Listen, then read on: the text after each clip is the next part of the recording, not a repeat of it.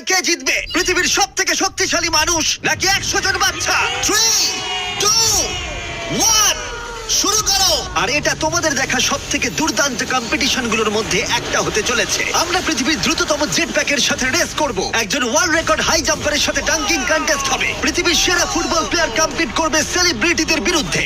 যার শুরুটা হচ্ছে পৃথিবীর দ্রুততম মহিলা ভার্সেস 100 জন পুরুষের সাথে রেস দিয়ে।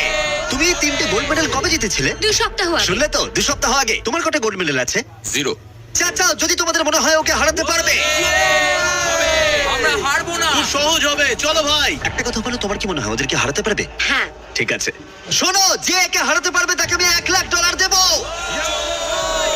ঠিক আছে, হেরে যেও না জানো, প্লিজ এখন হেরে যেও না। চলো চলো।